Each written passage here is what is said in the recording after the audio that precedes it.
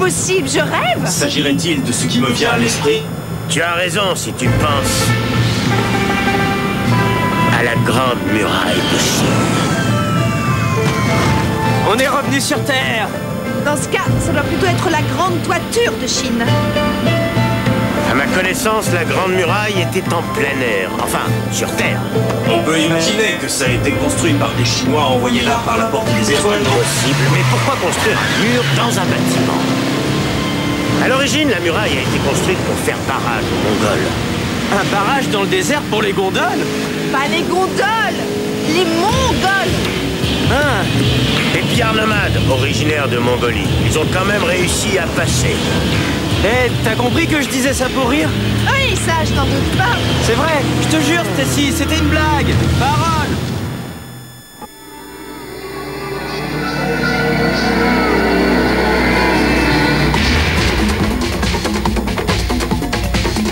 Le secret était bien gardé. Stargate l'a finalement déchiffré. Projeté à travers l'univers, nous cherchons à revenir sur Terre. Entouré d'ennemis, on tient tête. Rien n'arrêtera l'équipe Stargate. Nous avons pour triompher du mal la porte des étoiles. Des étoiles, des étoiles, des étoiles, des étoiles.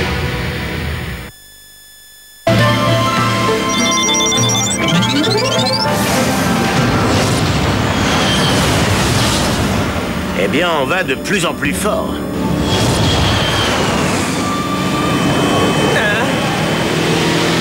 Il y a des traces de combat partout. Il a pris une balle perdue dans le nez, celui-là. En fait, il a été taillé au burin il y a 1 millier d'années. On a dit que les soldats de Napoléon l'avaient fait sauter lors d'un tir d'artillerie en 1798. Mais c'est inexact. Le Sphinx était à Gizeh. Or, ce temple, c'est Luxor, situé à des centaines de kilomètres en amont du Nil, près de Thèbes. Apparemment, ce sont des monuments qui ont marqué l'histoire de la Terre. Il pourrait s'agir d'un musée? Si tel est le cas, l'échelle est plutôt surprenante. Vous croyez qu'il y a, je sais pas, un snack, une boutique souvenir, que je puisse me ramener un t-shirt genre j'ai visité un musée alien géant et tout ce que ça m'a rapporté, c'est ce chandail idiot. Tu trouves les t-shirts plus intéressants que tout ça? Bah, l'histoire avec un grand H, c'est bien joli, mais le passé, c'est comme s'il y avait 10 minutes de ça. Tout le monde devrait connaître l'histoire. C'est par ça que tu es devenu qui tu es. Je sais tout ce que j'ai besoin de savoir, point barre. Pas point barre. Comment veux-tu comprendre le présent si tu ne sais pas ce qui s'est passé avant? Tu connais le proverbe « Ceux qui oublient le passé sont condamnés à... » Ah, on entendra parler. Hein?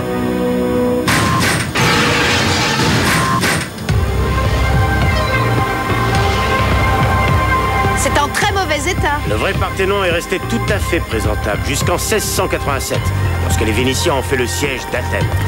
Les Turcs qui gouvernaient Athènes à cette époque-là y entreposaient leur poudre à canon.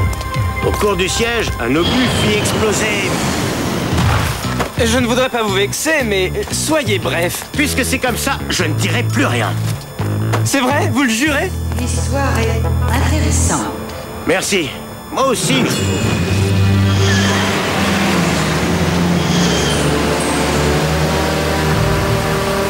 Nous sommes victimes d'envahisseurs. Les combats ont changé avec l'avènement des armures. Les Romains avaient créé les côtes de mailles, mais... Et votre promesse? Commandant, je pense que c'est une issue. Super! J'ai tellement hâte de laisser le passé derrière moi.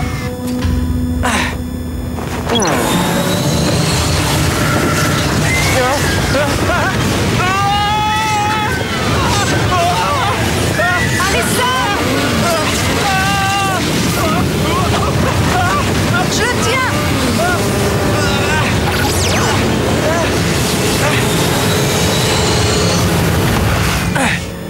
Nous sommes sûrs que ce n'est pas un musée en plein air maintenant. Maintenant, reste à trouver un distributeur de boissons. En réalité, la guerre de 100 ans n'a pas duré autant d'années. Ça devenait tellement nul que ça leur a semblé long. C'est tout. Entre nous, je pense que ce pauvre garçon est incurable. Ça, c'est l'Arc de Triomphe, mis en chantier par Napoléon pour célébrer la victoire d'Austerlitz. Tout n'est que destruction. que guerre, mort. Oui, l'histoire de la Terre est semée de conflits. Mais c'est aussi le siège des arts, des grands penseurs, des progrès scientifiques.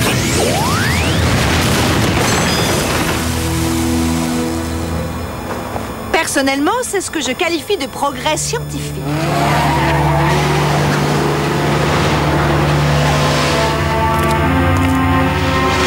Aux armes, citoyens, on nous attaque. Waouh! J'ai dans un spectacle de magie. La guillotine a pris son essor sous la Révolution française dans le but de rendre les exécutions plus humaines. Comment peut-on être humain avec les gens en les exécutant? Bonne question. J'entendais par là que c'était moins cruel que les méthodes anciennes. Les Français l'appelaient coupe-cigare pour ça. Ah, tu ne vas pas t'y mettre, toi aussi.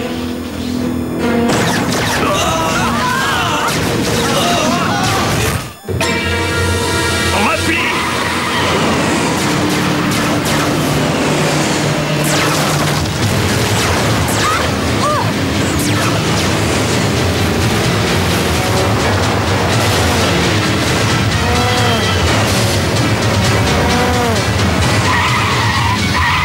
Retraite coupée!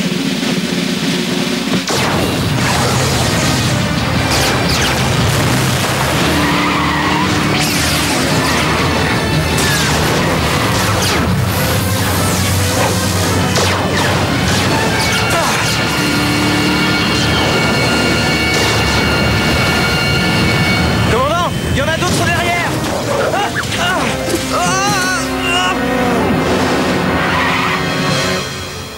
Ils ont cessé le tir. D'après vous, c'est bon signe?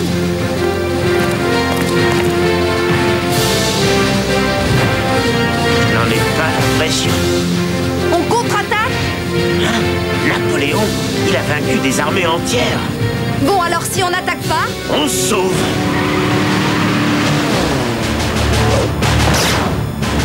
Suivez le guide.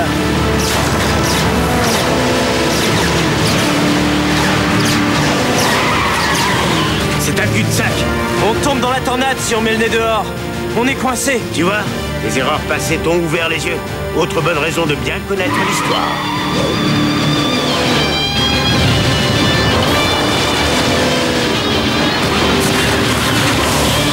C'est nous qui serons du passé si on ne sort pas de là.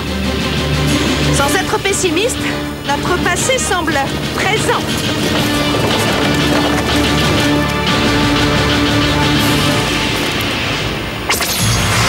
Servons-nous des pavés pour dresser une barricade. Ça s'est souvent fait à Paris.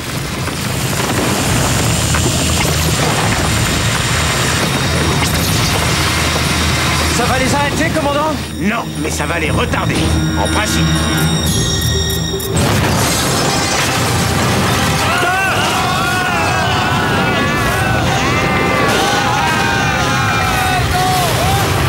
Ça a l'air de venir d'une rue adjacente.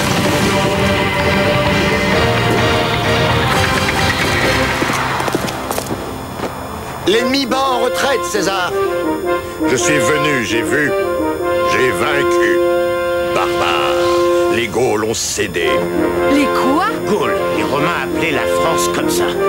Les Romains. En mon nom, Caius Julius César, conquérant des Gaules, empereur et dictateur de Rome, rendez-vous à moi et je vous accorderai grâce. Vous pouvez vous rendre à ce prétendant si vous le voulez. Mais en ma qualité d'empereur des Français, j'exige que vous me remettiez immédiatement vos véhicules et vos armes. Drôle de situation. Nous sommes pris entre Napoléon et César. Entre la poire et le fromage. Ou encore entre l'arbre et l'écorce. Les deux veulent s'emparer de nos armes. Ils ne les auront jamais. Pourquoi vous battez-vous? Il ne peut y avoir qu'un seul empereur. Oui, et je suis celui-là. Mais quel empire, hein? Ce n'est qu'un musée. Ça ne vaut pas la peine de se battre. La dignité de César oblige. Personne au-dessus de lui, même en ces lieux. Le musée est à moi. On est branché sur radio égocentrisme ou quoi? En direct et en stéréo. Impossible qu'il soit le vrai César et le vrai Napoléon, n'est-ce pas? Exact. Il devrait être âgé de 200 ou 300 ans. En réalité, Jules César devrait avoir plus de 2000 ans, si mon calcul est bon. Waouh, le virus de l'histoire circule dans la famille ou quoi? Les Aliens auraient-ils pu les amener là? Après une sorte de réanimation? Ce sont peut-être des clones? Qui qu'ils soient, ils sont persuadés d'être les vrais César et Napoléon. Nous pourrions peut-être les contrer en se servant de ce qu'on sait d'eux. Moi, à part la salade César... Heureusement, j'en sais plus. C'est mon point fort. Si je ne connaissais pas cette histoire qui t'ennuie, c'est nous qui serions dans l'ennui. Mais qu'est-ce que... Je suis le commandant Bonner de l'armée de l'air des États-Unis. Pourquoi ne pas gouverner cet endroit ensemble? Qu'est-ce qui vous fait croire qu'ils vont accepter le partage? Ils l'ont déjà fait tous les deux avant d'être empereurs. César faisait partie de ce qu'ils appelaient le triumvirat, avec Pompée et Crassus. Quant à Napoléon... On vous croit sur parole, commandant. Ma vie est accomplie, tant en âge qu'en réussite personnelle. César est prêt à négocier. Si tu dois enfreindre la loi, que ce soit pour le pouvoir, si ce n'est pas pour ça, tu dois la respecter. Vous avez la parole de Sa Majesté l'Empereur. Je sais, lorsque c'est nécessaire, laisser la peau du lion de côté pour avoir celle du renard. Nous avons gagné du temps, mais maintenant, il faut savoir comment ils gèrent ce musée. Echo, va avec Stacy voir s'il y a un centre de contrôle. Pourquoi ne pas filer sur la pointe des pieds par la porte des étoiles? En laissant ces deux mégalos tout mettre sans dessus-dessous? Non, ce musée a trop d'importance. C'est comme un livre d'histoire. Ouais, bon, ça va, on va faire ce que veut le chef. L'heure est venue d'entamer les négociations avec mes co-gouverneurs.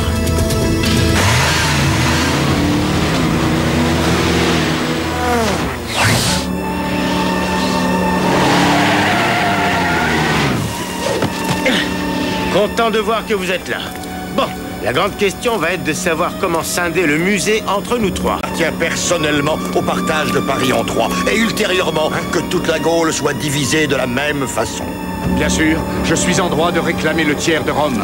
J'ai élevé mon fils au titre de souverain régnant sur ce tas de gravats. Hein? Tas de gravats? Mon empire a duré au-delà de 500 ans. Vous avez vu la fin du vôtre? J'ai établi des lois pour l'éternité. Le fameux code Napoléon. J'ai réformé le calendrier. Juillet est tiré de mon nom. Et moi, j'ai la collection complète des disques d'Elvis Presley. Les gars, on doit pouvoir régler ça entre hommes. Impossible avec lui. Il n'est aucune place dans la tête d'un fanatique pour y faire entrer la raison. Les grands hommes se ressemblent dans le pire et le meilleur. Voilà qui est intéressant. Qui a dit cela? Ben, c'est vous. Le sort en est jeté.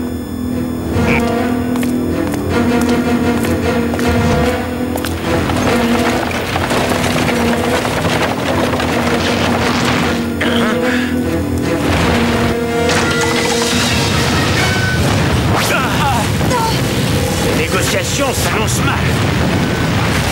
Les palabres sont vaines. Il n'y a que les actes qui comptent.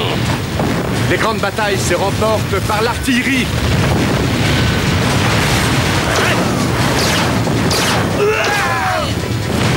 Le premier triumvirat a duré plus longtemps que celui-là.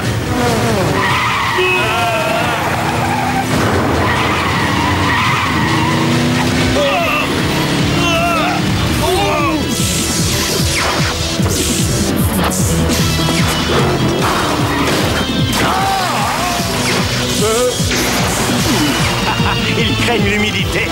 Le pouvoir repose sur le savoir.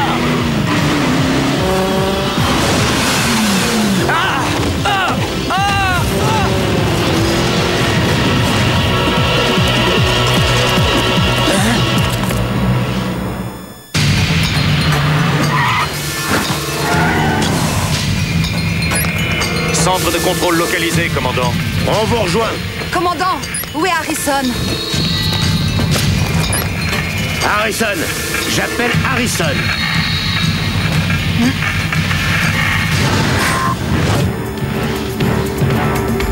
Tu es dans le Colisée de Rome. Tu sais ce qui s'y déroule? Devriez demander au commandant. Il sera ravi de vous répondre. Le Colisée a été édifié un siècle après mon règne par les empereurs Vespasien et Titus. Ah, il y en a assez de ces cours d'histoire. Que les jeux commencent. Quoi?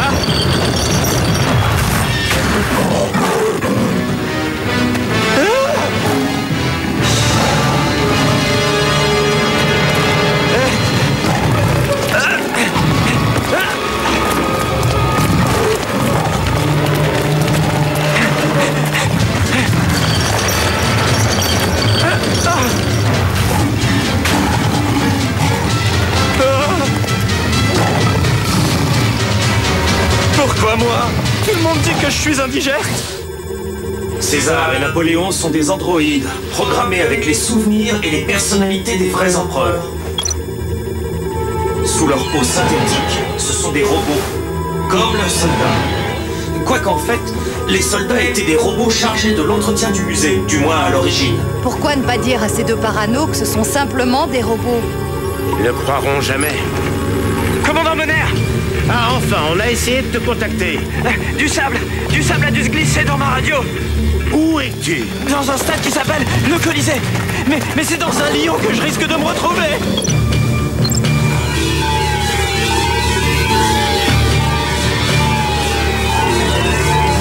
Les lions sont également androïdes, commandant. Ce sont des robots. Ils ne peuvent pas te dévorer. Ils sont au courant.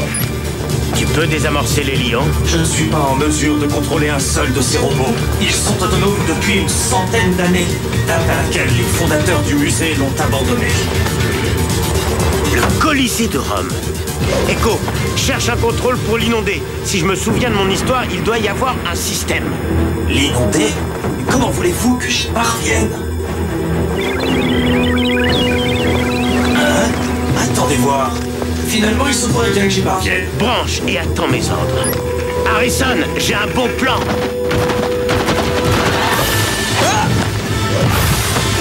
Il y a César que j'ai une proposition à lui faire.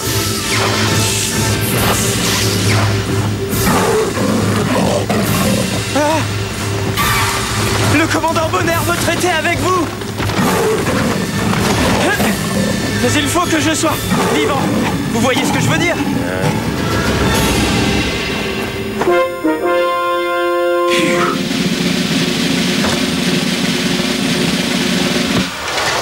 La prochaine fois, tu feras en sorte que ton empereur ne tombe pas dans une embuscade. Oui, votre empereur. Tu peux te remettre la tête sur les épaules.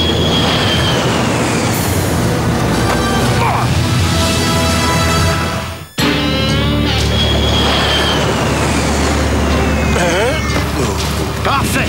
Retour à la case départ. Je comprends que ça ne vous fait ni chaud ni froid que cet empire soit un musée. Mais qu'est-ce que ça vous fait de savoir que vous n'êtes que deux robots? Allons donc, je suis un empereur, pas un artifice. César est premier parmi les hommes, pas les machines. Vous croyez? Répondez à une simple question. Quand l'un ou l'autre a-t-il mangé quelque chose pour la dernière fois? Moi, je ne sais pas ce qu'est la faim. Se nourrir, c'est tomber au rang des animaux. Je m'attendais à ces réponses. Vas-y, Echo, le rideau se lève. Ce Colisée est une réplique, mais fonctionne comme l'original. Vous pouvez l'inonder pour que les gladiateurs s'affrontent sur des embarcations, comme...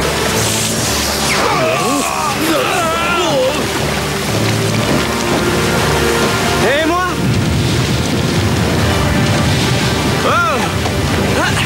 On dirait que vous n'allez pas franchir le Rubicon.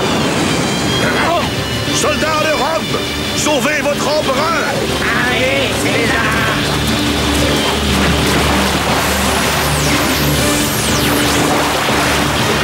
Eh bien, moi qui me trouvais à l'étroit sur l'île d'Elbe. Vous avez été conçu pour être exposé dans ce musée. C'est votre vrai passé, la réalité de votre histoire. Vous n'êtes pas des empereurs, vous êtes des machines. En connaissant votre passé, vous pourrez bâtir votre avenir en fonction de ce que vous êtes réellement. Donc, si César n'est pas César, il n'a que faire d'un empire. Un trône n'est qu'un banc de bois recouvert de velours. Armistice! Echo, ferme les vannes. Je regrette d'avoir été le premier à vous dévoiler la vérité. Mais il est essentiel de savoir exactement d'où l'on vient. Même si ce n'est pas le passé qu'on aurait désiré. Salut et bonne chance. Une alliance? Peut-être. Pour réparer les dégâts qu'on a causés. Et aussi ramener l'enthousiasme des foules. Ah, les touristes. À quoi sert un monument privé de visiteurs alors que tous les chemins mènent à Rome?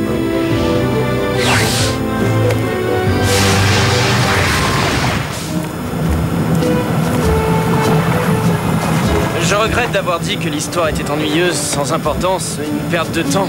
Enfin, vous voyez. Je n'ai pas besoin de dessin. Bref, vous aviez raison, c'est bien de connaître l'histoire. Je regrette d'en avoir douté. J'ai pensé vous faire un cadeau, disons, pour me faire pardonner. Je l'ai trouvé dans les décombres de la boutique Souvenir, ça devrait vous plaire. Merci. merci. C'est gentil, Harrison. Mais il ne fallait pas te croire obligé. Les petits cadeaux entretiennent l'amitié. C'est une citation du vrai Père Noël.